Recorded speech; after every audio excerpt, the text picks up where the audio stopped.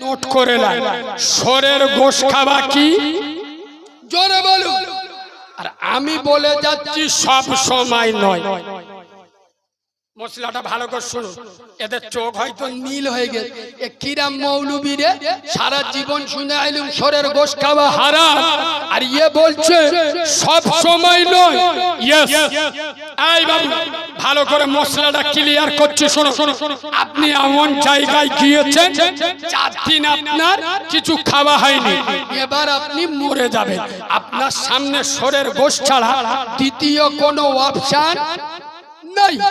আপনি ওই পরিস্থিতিতে শোরের গোশটা জান বাঁচানোর জন্য যে আল্লাহ হারাম করেছিল সে আল্লাহ হালাল করেছেন। সুবহানাল্লাহ বলুন।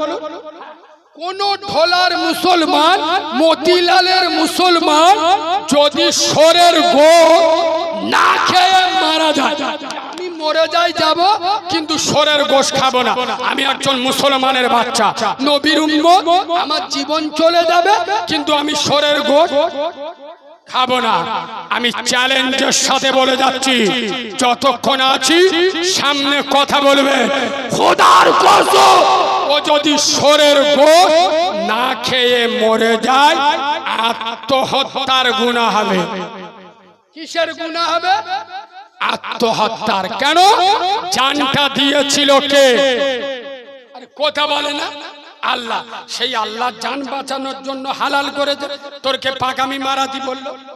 আরে কথা বলে না আল্লাহ বলেছেন জান বাঁচানোর জন্য খাওয়া হালাল। আরে মুসলমানের বাচ্চা, তোদের বললে তো খারাপ লাগে, শোরের গোশ খেলে মাকে জেনা করার গুনাহ হয় না। চ্যালেঞ্জের সাথে বলে যাচ্ছি, এই ঢোলা এলাকার কোন মুসলমানের বাচ্চা যদি শোরের গোশ খায়, আইটিসি চ্যালেঞ্জ, মাকে জেনা করার গুনাহ হবে না। তবে খবরদার, আমি চল যাব কাল সকালে, আমি বলে যাচ্ছি রুটি তরকারি তোমরা মালগুলো প্রচার করবে, রুটি সরকারি থমনা গুঁড়ো হয়ে যাবে। এ সকালবেলা বলতে যে কালিমুল্লাহ জেহাদি বলে গেছে, কালিমুল্লাহ জেহাদি মতিলালের জলসায় বলে গেছে শোরের গোশ খেলি গুনাহ হয় না। আমি এরকম কথা বলে হারাম মাল খেলি গুনাহ হবে না, গুনাহ হবে, কিন্তু মাকে জেনা করার মতো এত বড় মাপের গুনাহ খোদার কসম আমেনার লাল বলে যাচ্ছে, যারা সুদে টাকা খায় বলবো তারা পবিত্র কাবা শরীফে, কোন কাবা? যে কাবায় 1 রাকাত নামাজ পড়লে 1 লক্ষ রাকাতের সওয়াব হয়।